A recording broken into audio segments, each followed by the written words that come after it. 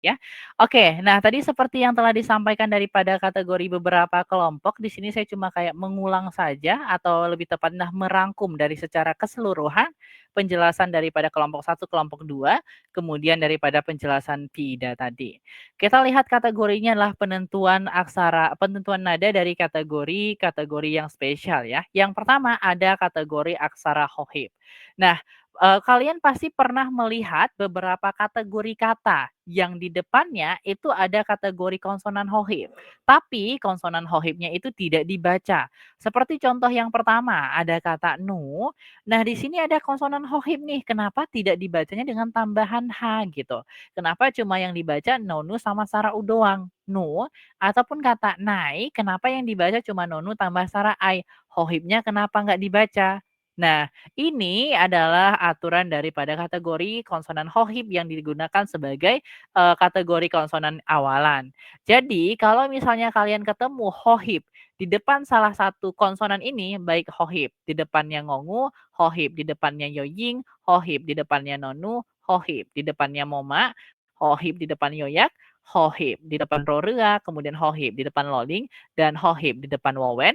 Kalau misalnya kalian ketemu dengan hohib di depan ini, maka bunyi hohibnya tidak perlu dibacakan. Namun fungsinya apa? Fungsinya digunakan untuk menentukan nada kelas konsonan. Seperti dicontohkan pada kategori kelompok satu, di sini contohnya lah kata ma. Di sini ada konsonan hohib moma dan juga sara a. Kita tidak tambahkan hohib di depannya, kita tidak baca h tambah ma. Tapi yang kita baca tetaplah konsonan moma sara a. Ma seperti itu. Ya kenapa? Karena kalau kita lihat setelah hohib inilah moma dan moma itu termasuk dari salah satu konsonan yang ada di sini, maka untuk menentukan konsonan kelas hohib, yaitu konsonan kelas tinggi dengan vokal panjang artinya silabel akhiran hidup tanpa tanda nada. Maka konsonan kelas tinggi silabel akhiran hidup tanpa tanda nada dibaca dengan siang cetawah. Maka bacanya ma dengan siang cetawah, tapi untuk membunyikan bacanya itu tetap moma sara'a. Ma, bacanya tetap ma, tapi nadanya lah yang berubah mengikuti konsonan kelas hohib. Oke, itu adalah fungsi hohib di sini. Kalau dia tidak pakai hohib ya bacanya ma. Beda ya, ma dengan ma itu beda. Jadi artinya beda lagi. Oke. Nah, itu untuk kategori spesialisasi yang pertama. Jadi kalau misalnya ada hohib di depan salah satu 8 konsonan kelas ini, hohibnya nggak usah dibacakan. Kemudian selanjutnya, di sini kita bisa lihat untuk PPT berikutnya, yaitu untuk kategori oang spesial.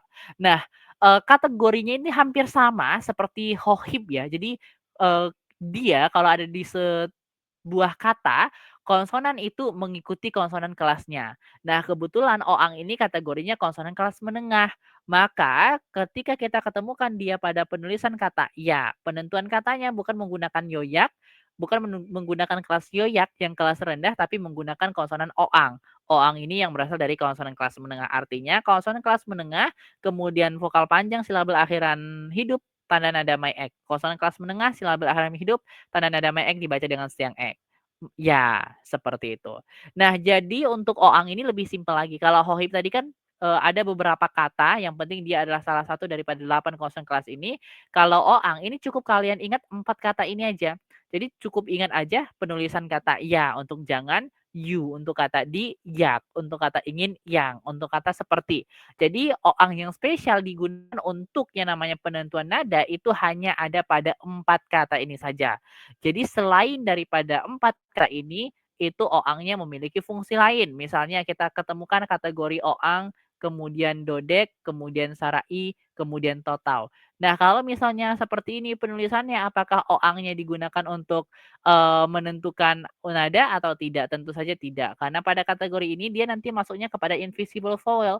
Invisible vowel pada poin keempat, yaitu konsonan awalan oang tidak memiliki vokal, konsonan berikutnya dodek memiliki vokal i, maka secara otomatis setelah oang tambah dengan bunyi a. Oang tidak ada bunyi, ketika ditambah dengan bunyi a hanya masukkan bunyi vokal a. Kemudian dodek, sarai, kemudian total. Maka bacanya lah adit.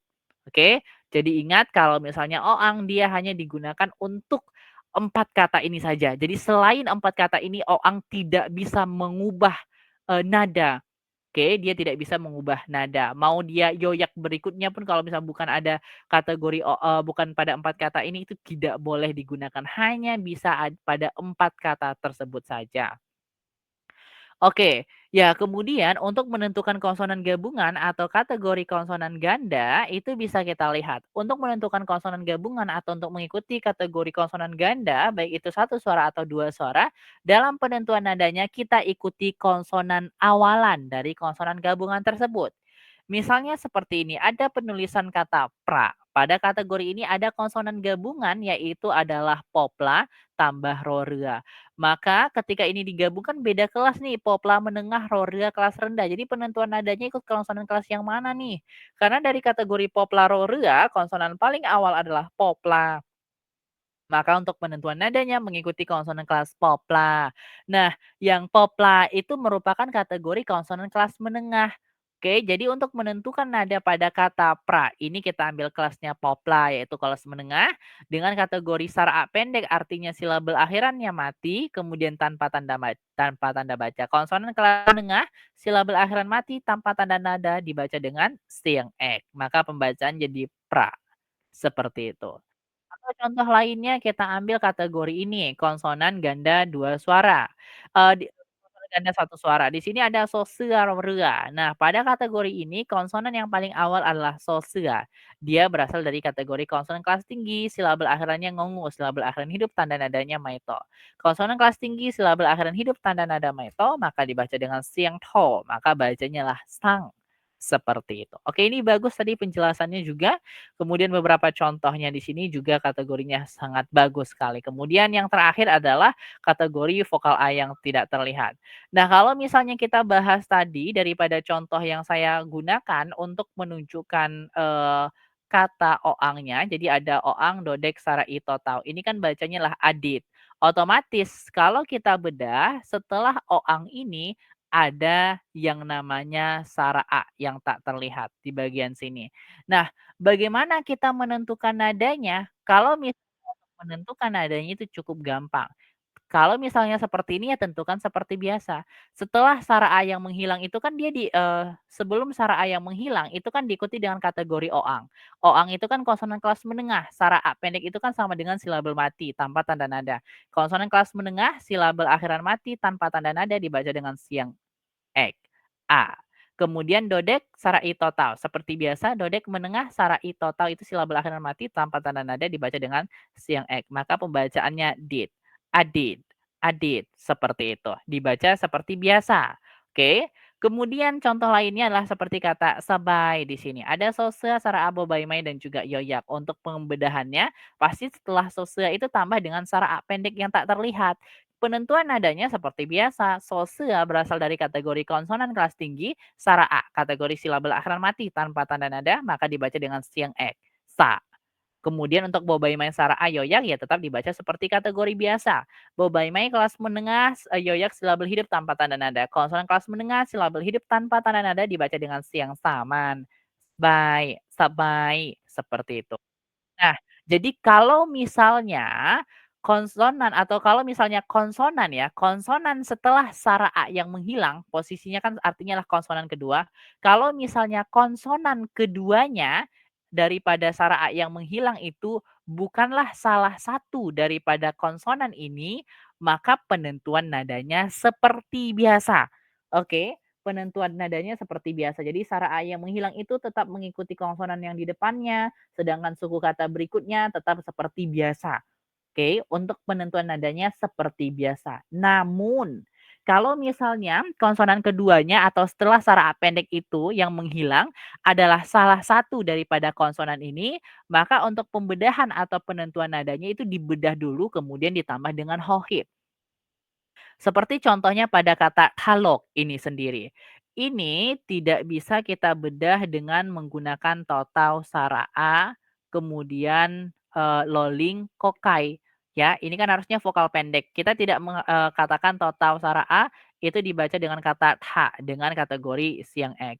Kemudian kita tidak bisa mengatakan loling sara o kokai. Loling itu tambah sara o pendek, kokai itu adalah mati, o-nya pendek. Kita tidak katakan ini sebagai siang tri. Lock tidak bisa. Kenapa? Karena di sini setelah total atau setelah sara A yang menghilang, konsonan keduanya adalah loling. Loling itu merupakan salah satu dari 8 konsonan kelas Hohib tadi.